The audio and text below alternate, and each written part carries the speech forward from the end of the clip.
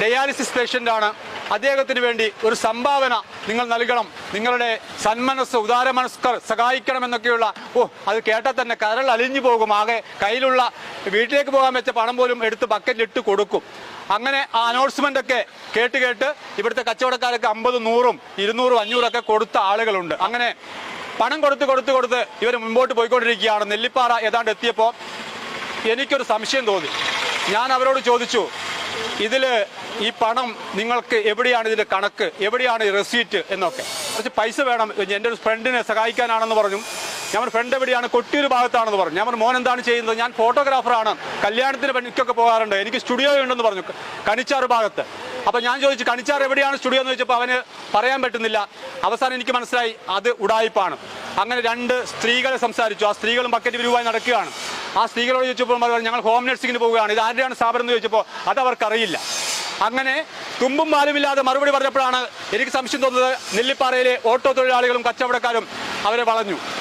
അങ്ങനെ ആലക്കോട് പോലീസിനെ വിളിച്ച് പോലീസ് സ്റ്റേഷനിലേക്ക് ഈ കാർ കൊണ്ടുപോയിരിക്കുകയാണ്. 3 ബക്കറ്റ് നിറയെ പണമുണ്ട്. ആ ബക്കറ്റിന് ഒരു പ്രത്യേകതയുണ്ട്, അതിന് മുകളിൽ ഒട്ടിച്ചു വെച്ചിരിക്കുകയാണ്. തുറക്കാനുള്ള അവകാശം ആ തൊഴിലാളികൾക്കില്ല. അവർക്ക് ദിവസക്കൂലി അടിസ്ഥാനത്തിൽ ജോലി ചെയ്യുന്ന തൊഴിലാളികളാണവർ. അവർക്ക് തുറക്കാനുള്ള അവകാശമില്ലത്രേ. അവർക്ക് ഡെയിലി കൂലിയാണ്. ഒരാൾ പ്ലംബിംഗ് പണിയെടുക്കുന്നു, മറ്റൊരാൾ ഫോട്ടോഗ്രാഫറാണെന്ന് പറയുന്നു, മറ്റുള്ള 2 യുവതികൾ അവര് ഹോം നഴ്സിങ്ങിന് പോകുന്ന ആളുകളാണെന്ന് പറയുന്നു. ഏതോ ഇതിന്റെ ഒരു ഉടമ യഥാർത്ഥ മുതലാളി ഫോണിൽ വിളിച്ച് കണക്ട് ചെയ്യുന്നുണ്ട്. അങ്ങനെ പോലീസിനോടൊക്കെ പറഞ്ഞാൽ ഫോൺ പോലീസുകാരനെ കൊടുക്കുമെന്ന് പറഞ്ഞു. പോലീസുകാരനെ മേടിച്ചില്ല. അപ്പോൾ ഇതൊക്കെ ഉടായ്പ് കാണിച്ച് മേലനങ്ങാതെ ജോലി ചെയ്യുന്ന ഇത്തരം മുതലാളിമാർക്കെതിരെയുള്ള ശക്തമായ താക്കീത് കൂടിയാണ്. ദയവ് ചെയ്ത് പൊതുജനങ്ങളോട് പറയുകയാണ്, നിങ്ങളുടെ നാട്ടിൽ ഇത്തരത്തിൽ ഒരുപാട് ആളുകൾ പിരിക്കാൻ വേണ്ടി വരും. ഒരു നയാ പൈസ കൊടുക്കരുത്. നിങ്ങൾക്ക് അറിയുന്ന രോഗികൾക്ക് കൊടുക്കൂ, നിങ്ങൾ അയൽവാസികൾക്ക് കൊടുക്കൂ. നിങ്ങൾക്കറിയാത്ത ഒരാൾക്കും 1 രൂപ പോലും കൊടുക്കരുത്. അങ്ങനെ കൊടുത്താൽ ഈ പണം എവിടെയും എത്തില്ല. ആ പണം കൊണ്ട് കൊടുക്കുന്ന പല കോടീശ്വരന്മാരും നമ്മുടെ നാട്ടിൽ ഉണ്ടാകുമെന്നുള്ളതാണ്. ഓരോ ദിവസവും ഇത്തരത്തിൽ വാർത്ത കൊടുക്കാറുണ്ട്. എന്നിട്ടും ആളുകൾ കൊടുത്തുകൊണ്ടേയിരിക്കും. പാവങ്ങളല്ലേ, ഒരു രോഗിയല്ലേ എന്ന് കരുതിയിട്ടാണ് കൊടുക്കുന്നത്. ഇത്തരത്തിൽ ഉടായ്പ പ്രവർത്തനം നടത്തുന്ന ആളുകളോട് എനിക്ക് പറയാനുള്ളത്, നിങ്ങൾ ജീവിക്കുന്നത് ഈ കേരളത്തിലാണ്. ഒരു ദിവസം അല്ലെങ്കിൽ മറ്റൊരു ദിവസം നിങ്ങൾ പിടിക്കപ്പെടും. ഒരു സംശയവും അക്കാര്യത്തിൽ ആർക്കും വേണ്ട.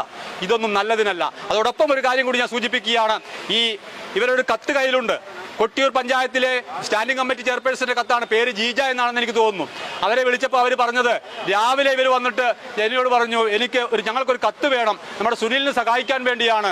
ആ കത്ത് നമ്മുടെ ശ്രീകണ്ഠൻ നായർ സാറിന്റെ ട്രസ്റ്റുമായി ബന്ധപ്പെട്ടാണ്. ഏതാ ശ്രീകണ്ഠൻ നായർ സാർ എന്ന് ചോദിച്ചപ്പോൾ 24ന്റെ MD ശ്രീകണ്ഠൻ നായർ സാറിന്റെ ട്രസ്റ്റാണ്. ആ ട്രസ്റ്റിന് വേണ്ടി പിരിക്കാനാണ്, നിങ്ങൾക്ക് വൈകുന്നേരം കുറച്ച് തുക കൊണ്ടുതരുമെന്ന് പറഞ്ഞു. അവർ പാവം അവർ സീലും വെച്ച് ഒപ്പിട്ട് കൊടുത്തു. പക്ഷേ ഇത് ശ്രീകണ്ഠൻ നായർ സാറല്ല സാറേ എന്ന് പറയുന്ന ഏതോ ഒരു RSPയുടെ നേതാവാണ് പോലും, കൊല്ലംകാരൻ. ആ കൊല്ലംകാരന്റെ പേരിലുള്ള ഒരു ട്രസ്റ്റ്, പയ്യാവൂരുകാരനാണ് ഇതിന്റെ മുതലാളി പോലും.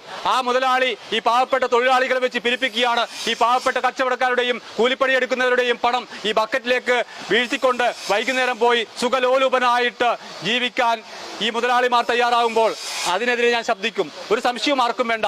എന്തായാലും വരാനുള്ളത് വഴിയിൽ തങ്ങില്ല. പോലീസ് സ്റ്റേഷനിലുണ്ട്. അതിന്റെ യഥാർത്ഥ മുതലാളി വന്നാലേ കാറ് വിട്ടുകൊടുക്കാനുള്ള സാധ്യതയുള്ളൂ. ആ ബാക്കി വിശേഷങ്ങൾ പിന്നീട് ഞാൻ എന്തായാലും എത്തിക്കും. എന്തായാലും ഇത്തരത്തിലുള്ള ചതിയിൽ ആരും കുടുങ്ങരുതെന്ന് മാത്രം വിനീതമായി അഭ്യർത്ഥിച്ചുകൊണ്ട് ഇത് അവസാനിപ്പിക്കുകയാണ്. മറ്റൊരു വിഷയവുമായി വീണ്ടും കാണാം. Good bye.